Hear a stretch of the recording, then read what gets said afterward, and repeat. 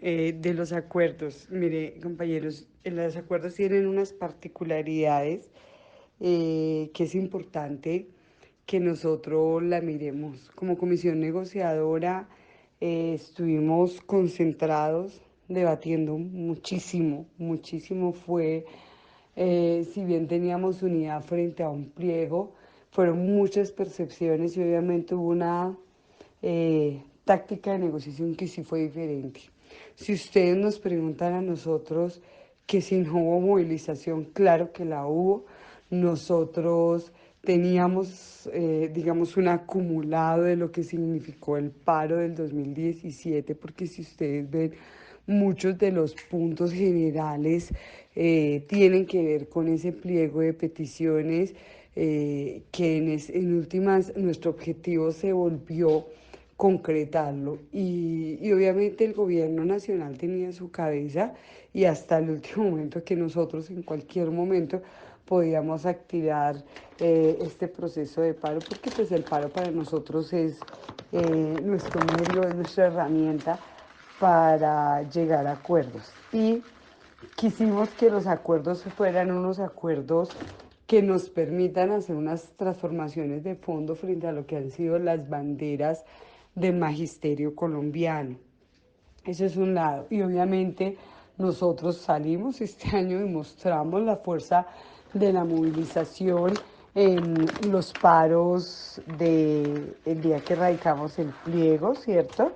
Que fue paro y que cogió ese punto de la salud, pero digamos agitativo. Y estuvimos en los paros, en el paro de 48 horas y el paro 25 de abril posteriormente, que era un paro nacional con todos los estatales y contra el Plan Nacional de Desarrollo. Y obviamente también sumaron los paros regionales, incluyendo el de Antioquia, porque en últimas siempre se evidenció esa capacidad, esa movilización y esa fuerza del magisterio con el que el gobierno sabía que nosotros contábamos para avanzar en este proceso. Así que lo que quiero decirles es que lo logrado, los aciertos, los alcances, las posibilidades tienen que ver con la fuerza que tiene el magisterio en este país, con la capacidad de unidad, de lucha y de movilización. Eso es algo que es fundamental. El pliego, yo digo, hay que leerlo, sí, hay que analizarlo y hay que dimensionarlos. Nosotros como ejecutivos tenemos sentarnos a operativizar absolutamente todas las secciones que están ahí, porque nuestro objetivo es que estos acuerdos se cumplan. Y sabemos que si estos acuerdos no se cumplen, nosotros estaremos en las calles porque precisamente ese esfuerzo que hicimos de lograr concretar una serie de situaciones, ponen como condición, primera, lograr recursos reales para la financiación de la educación pública. Sabemos que ha sido lema, consigna central de FECODE. Nosotros siempre hemos luchado porque este país garantice la financiación de la educación. Son 60 años precisamente con esta consigna y hoy se logra hacer un acuerdo sobre una reforma integral al sistema general de participaciones. Esto en concreto será una mesa de alto nivel, una comisión de alto nivel, donde FECODE tiene silla con otros actores y donde nosotros tenemos que llevar todo el trabajo que se ha hecho frente a las 6 brechas que hemos planteado. Una en acuerdo que planteó el gobierno nacional, que es la de educación rural, y las otras que son las que trabajamos desde el paro del 2015, que están relacionadas precisamente con el problema de cobertura, de infraestructura, de las relaciones técnicas, de la jornada eh, única, ¿cierto? Y de el costo de lo que llamamos la canasta educativa, el valor de lo que significa hoy realmente un niño en la escuela. Entonces, esto tiene unos costos, ya se hizo un estudio previo, un trabajo, tenemos que hacer unas actualizaciones.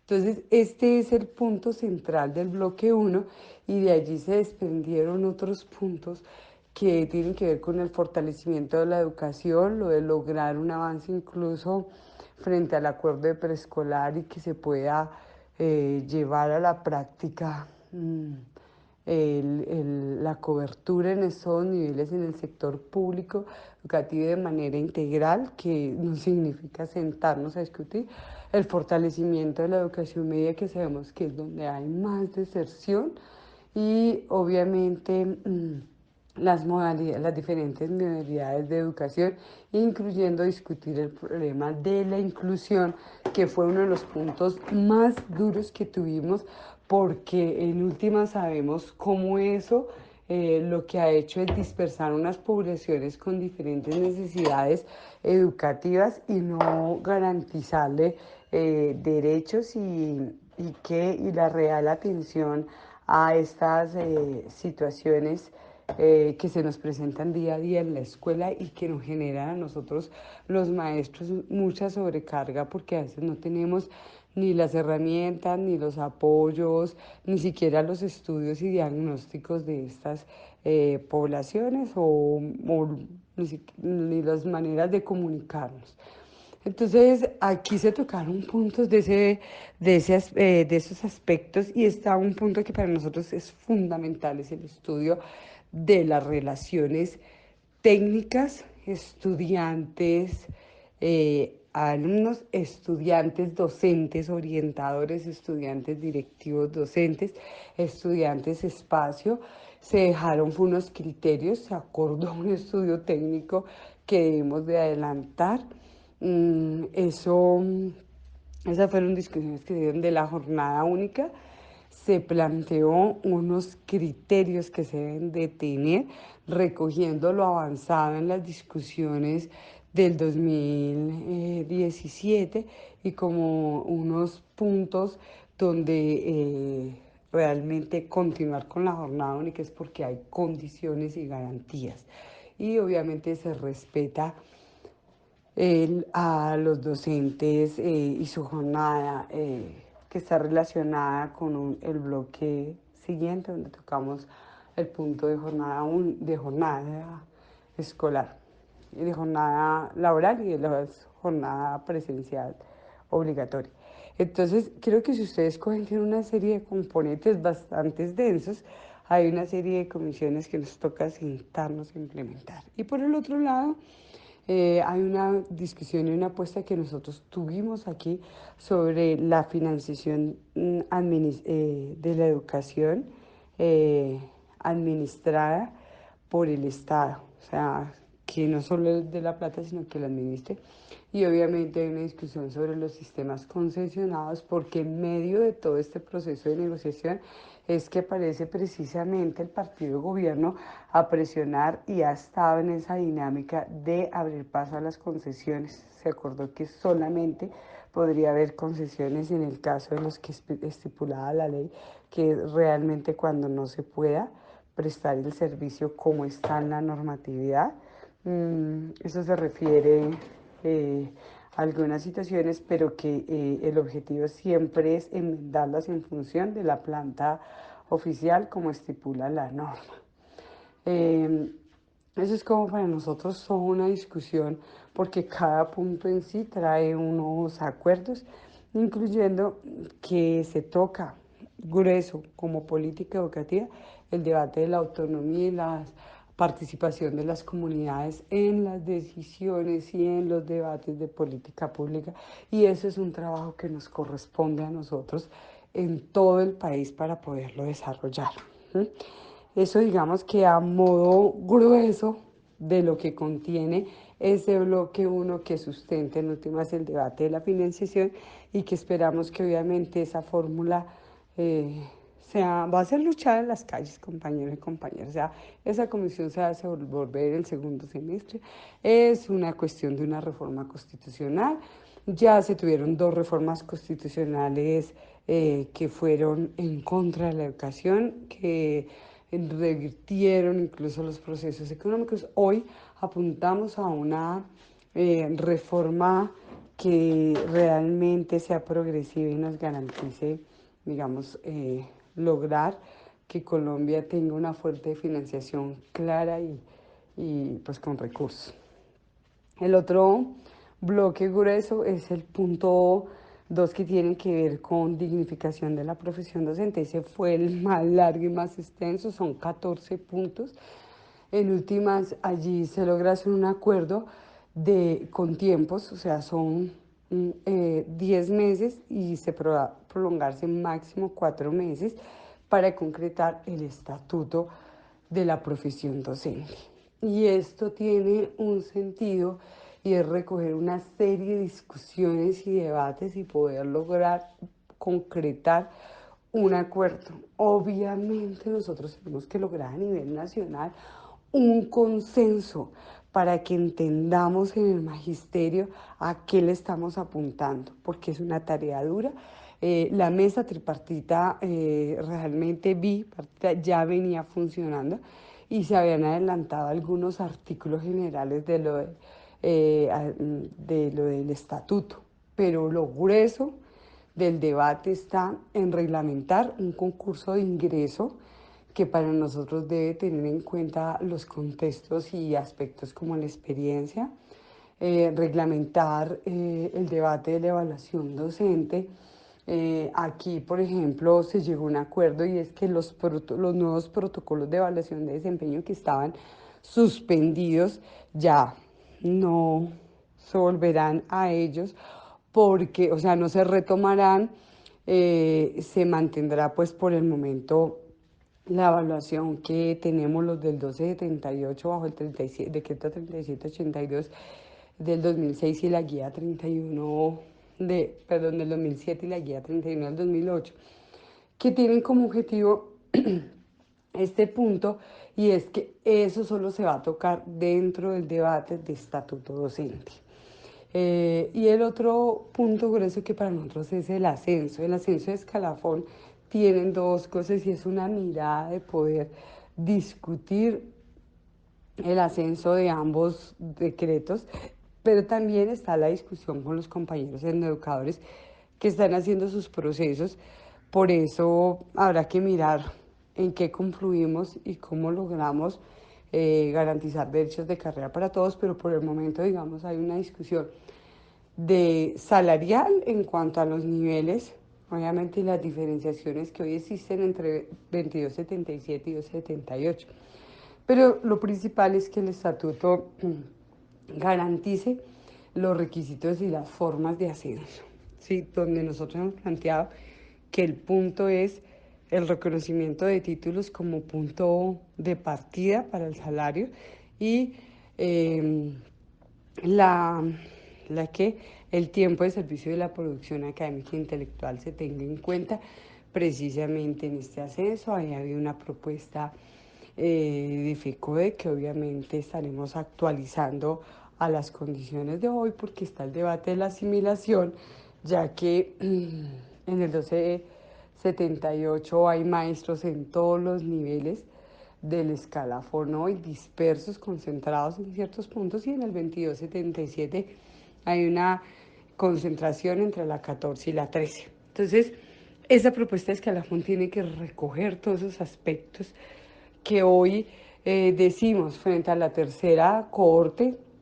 Esperamos que el número de docentes que pasen sea significativo. Aquí hemos estado muy encima en la comisión de implementación para garantizar por lo menos un sentido de transparencia en lo posible, pues porque obviamente el gobierno nacional tiene una serie de herramientas que legalmente están protegidas.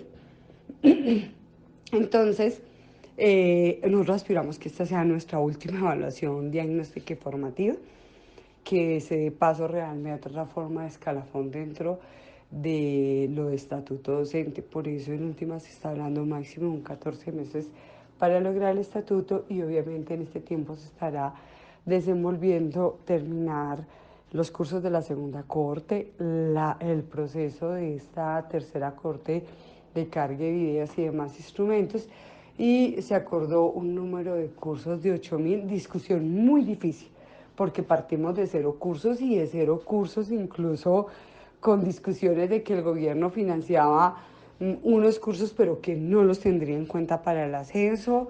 Entonces hubo discusión de convocar los cursos, de que se reconocieran que no solo era para que la gente mejorara sus prácticas, sino que realmente fueran efectivos para el ascenso, y que hubiese cofinanciación. Entonces, esto, digamos, ahí hay puntos de ese bloque 2, como está el debate de la jornada de la jornada de los docentes, de la jornada escolar, donde está la discusión de la permanencia de las 6 horas, y que eso se ligue precisamente a que se respete, incluyendo en los colegios que hay jornada única.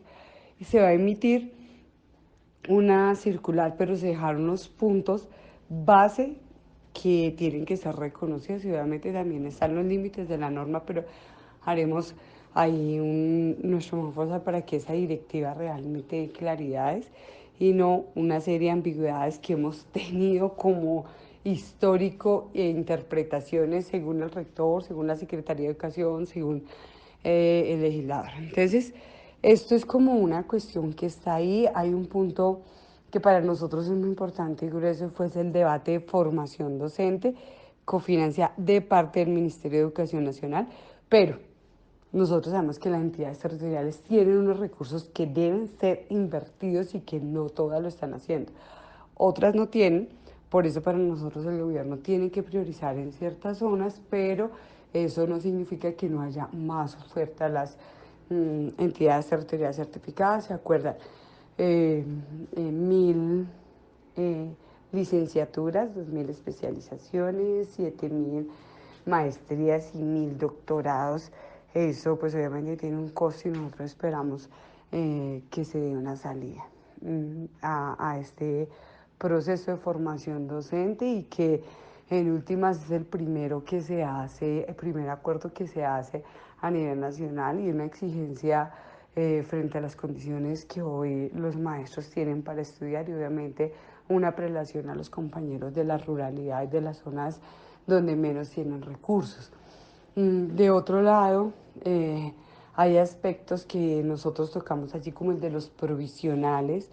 A nosotros que nos interesa que ojalá la reglamentación de este nuevo concurso le dé posibilidades a la gente de que su experiencia tenga no solo los profesionales, sino en general, tenga un reconocimiento y una valoración en los procesos de ingreso a la carrera. Pero también se dejaron unos puntos, y es que para nosotros son muy importantes, que tocan a los provisionales, y uno pues es garantizar que los compañeros no se desvinculen eh, existiendo plazas, y que no se reemplacen unos provisionales con otros, sino obviamente se les dé una prelación. Eso eran unos acuerdos que se han avanzado en el 2017, que se dejan allí, pero digamos que se tiene en cuenta. Y hay un punto que para nosotros sabemos que fue muy importante entre los acuerdos económicos que están en este punto.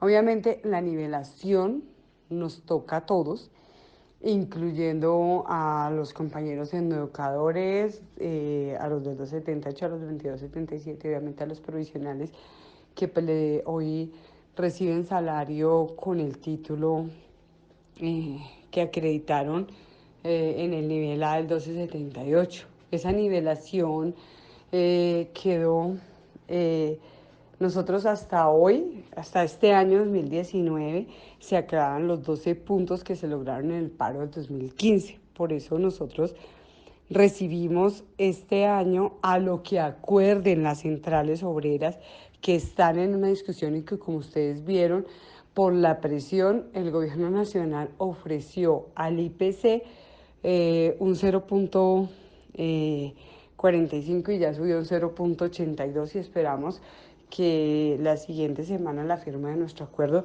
realmente se logre para este año un aumento mayor para todos los trabajadores estatales. Sobre eso están los 3 puntos de la bonificación, que esos ya están acordados, que es lo que le corresponde a FECODE, porque nosotros...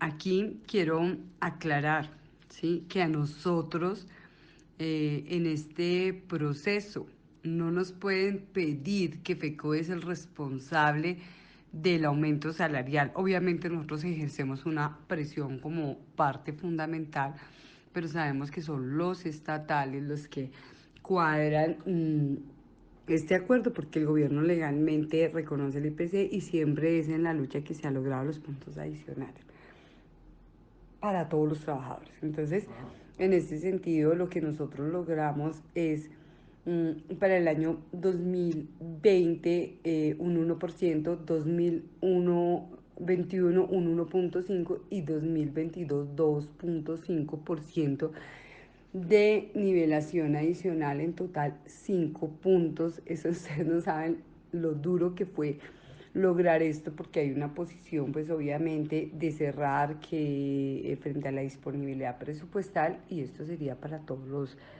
niveles. De otro lado, la bonificación pedagógica que se consiguió en el 2017, que recuerden ustedes que el año pasado se recibió por primera vez con un 6%, que este año corresponde un 11%, y que el año 2020 está tasada para un 15%, entonces se acordó que en el 2021 recibirá por un 19%, y obviamente nos corresponde a nosotros pelear para que esta bonificación año siguiente suba. Pero obviamente esta bonificación tiene una característica, y es que, si ustedes se dieron cuenta, a nosotros nos descuentan para salud, para pensión, y es lo que garantiza que sea factor salarial para la liquidación, situación que hoy es muy grave frente a los factores salariales, porque ese concepto que salió de unificación ya venían dando con otros conceptos y que afectan a todos los trabajadores del país, no solo a los docentes, frente a su liquidación en pensión. Entonces esta bonificación tiene esta característica, pero para nosotros es muy importante fortalecerla.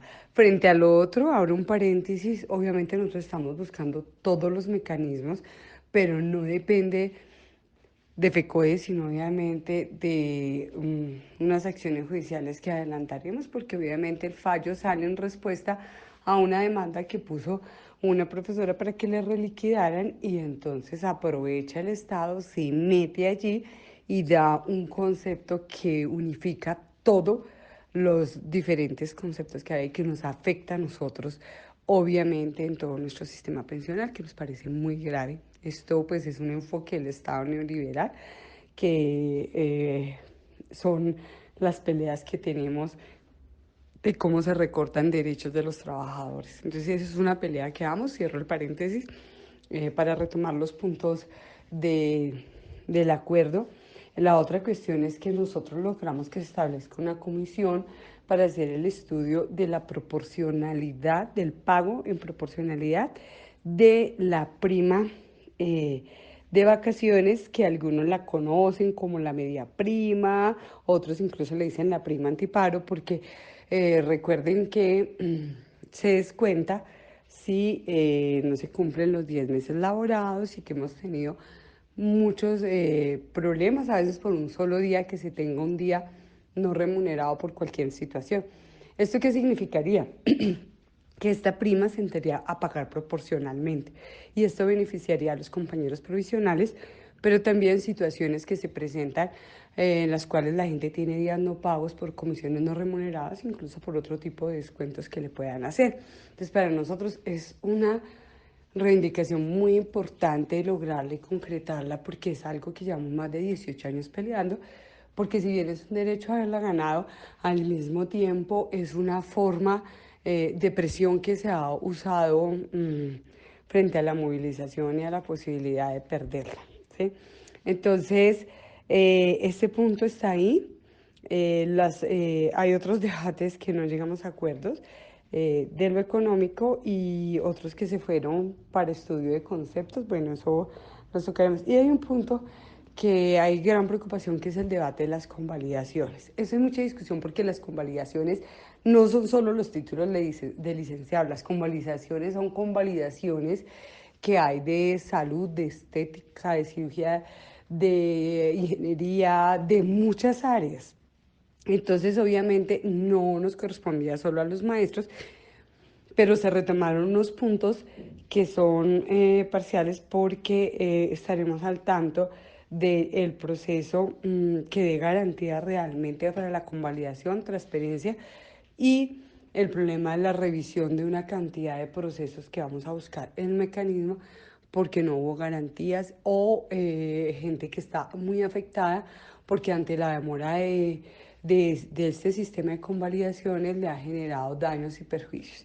Entonces, eso se habló, por eso dice acuerdo parcial, porque tiene que retomar esos otros aspectos generados precisamente de este problema. Y el otro punto que tendríamos que mirar en este grueso, ¿sí? De lo que es para nosotros el problema de la dignificación de la profesión docente, es precisamente que la gente entienda que toda nuestra lucha se va a dar en función del estatuto. Y por ejemplo hay un punto que es revisar el manual de funciones.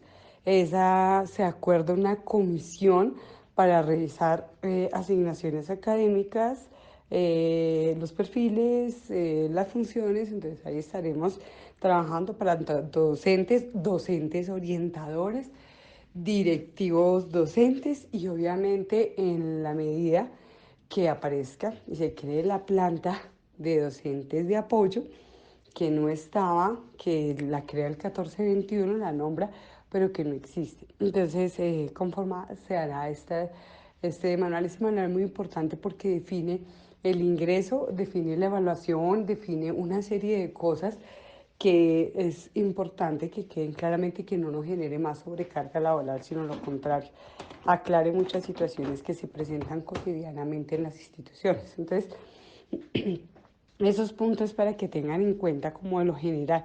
Y ya está todo el punto de salud, punto grueso de la negociación, que fue todo el debate de salud ocupacional. Dentro de ese debate de salud ocupacional está todos los aspectos que la conforman, la necesidad de que entre ya, que se avance rápidamente y que se busquen los recursos. Eso fue mucha discusión. Pero también hay una serie de situaciones que nosotros discutimos frente a las orientaciones por ejemplo, de las incapacidades que están pendientes, compañeros que las tienen acumuladas y que tienen que recogerse. Bueno, hay otros puntos y referentes que para nosotros quedaron aquí que son bien importantes. Por ejemplo, hay discusiones que se reconozcan todo lo que tiene que ver inmediatamente las licencias de maternidad, las licencias de paternidad, las licencias de luto, las compensaciones de las vacaciones cuando son interrumpidas y un aspecto, la hora de lactancia. Se acuerda, queda el punto con que las docentes cuadran su hora de lactancia en acuerdo con los rectores o directores rurales. Ojo, si yo tengo que concertar, lo tengo que concertar sobre la base de las 6 horas, porque yo no voy a concertar las horas que no tengo que estar en la institución. Entonces, eso es un acuerdo que se puede hacer porque sabemos que no todos los contextos son iguales y que obviamente se pueden llegar a acuerdos para compensar estas situaciones donde en últimas es parte de garantizar los derechos de los niños y obviamente de las maestras a tener esa hora de lactancia. O quedaron varias situaciones de este tipo. Entonces, este punto es muy grueso porque además busca hacer los procesos de veeduría, los contratos de seguimiento. Y por el otro lado, lo que se habló no era de cambiar el modelo de salud. Eso en ninguna parte se dijo. Lo que se habló era de mirar nuevamente la estructura de los contratos frente a las licitaciones. ¿Para qué? Pues para que realmente garantice que se presten los servicios y que se miren otras situaciones que se han generado y se derivan normalmente de los contratos, para que no se den malentendidos. Y por el otro lado, digamos que en este punto están una serie de acciones que tienen que seguirse paso a paso frente a lo que son las veedurías y los procesos, obviamente sanciones e incumplimientos frente a los contratos, y ahí nos toca meterle duro con nuestras filiales en cada región y obviamente a nivel nacional. ¿Mm? El punto 4, punto importantísimo para nosotros, que tiene que ver con garantías a la vida al ejercicio de la profesión docente. El gobierno nacional, en manos pues hoy del ministerio, debe promover una campaña frente a la libertad de cátedra, libertad de expresión, y sobre todo al papel del maestro en la sociedad, porque debe ser reconocido y no aceptamos que siga siendo estigmatizada. Pero también está la discusión, ¿sí? De todo el proceso que tiene que ver con reparación colectiva y el sistema integral para la paz, para la jurisdicción especial y para la verdad. Entonces, nosotros como FECODE seguiremos adelantando nuestros procesos para el registro de víctimas y que se haga el proceso de reparación colectiva, pero también configurando nuestro caso, porque hoy, sí, somos un caso potente. El 45% de los asesinatos que se dieron contra el movimiento sindical recayeron sobre FECODE, y nosotros exigimos que nuestro caso vaya a la justicia especial y que se busquen quiénes fueron los que causaron tanta muerte y dolor, igualmente que se haga reconocimiento frente a los hechos que pasaron en la Comisión de la Verdad, que se mire nuestro dato, pero al mismo tiempo transitar a los procesos de reparación colectiva y que ayuden en el fortalecimiento de la reparación individual de nuestros maestras, maestros y familiares que en últimas quedaron a la deriva como víctimas directas de nuestros asesinados o de atentados o desplazados. Entonces estamos en una tarea que es muy fuerte, y obviamente ahí está el debate de los permisos sindicales, que si bien hay un acuerdo nacional estatal, nosotros tenemos una particularidad. Entonces está en este aspecto. Y un punto que nos pareció muy bonito es lograr desarrollar toda nuestra propuesta pedagógica de Escuela Territorio de Paz.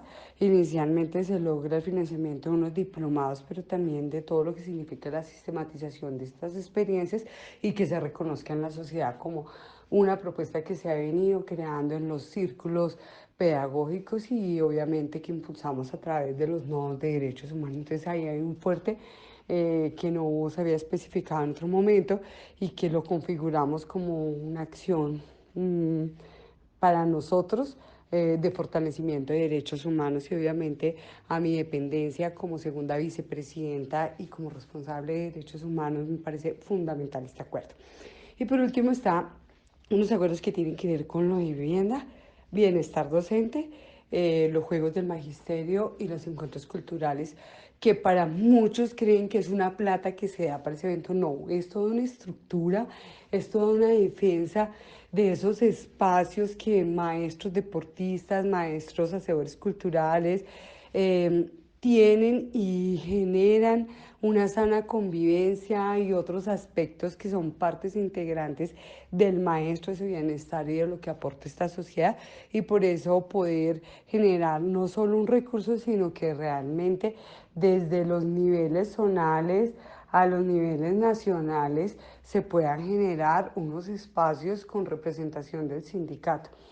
Eso es como unos puntos generales, pues sé que se me escapan algunos, pero era como una lectura que quería hacerles para que conectemos la importancia de lo que hemos logrado nosotros, y que nada de lo que nosotros hicimos en la mesa ni yo, Marta Rocío Alfonso, como ejecutiva de FECODE, y que desde el 3 de octubre prácticamente hemos estado en un proceso de debate, construcción de pliego, de recogerlo del anterior ejecutivo, de entrar desde marzo en la negociación, 2 meses, de incluyendo al cierre que pasamos derecho y estuvimos trabajando 32 horas seguidas.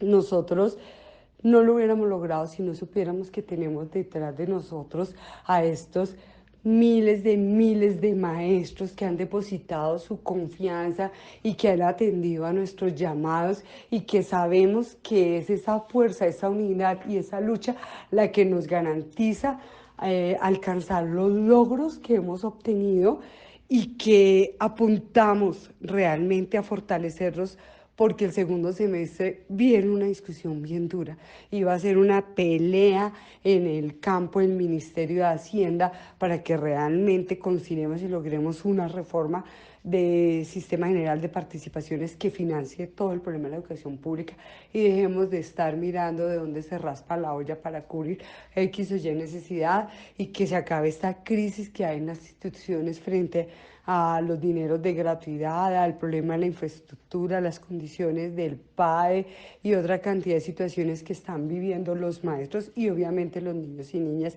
y jóvenes del país. Así que, compañeros y compañeras, hay que estudiar el pliego, hay que batirlo, pero sobre todo hay que entenderlo, porque lo tenemos que plasmar en hechos reales que quedaron con tiempos cortos y con un objetivo específico, y es de verdad generar una política transformadora.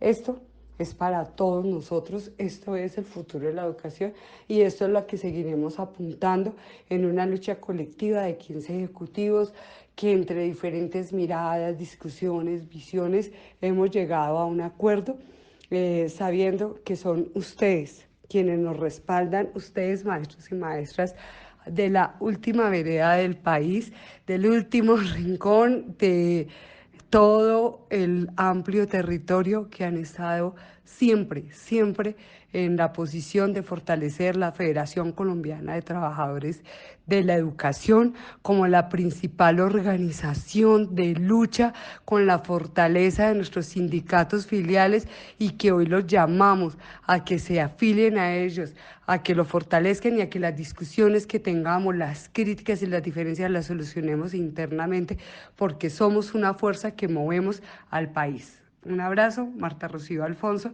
ejecutiva de FECODE.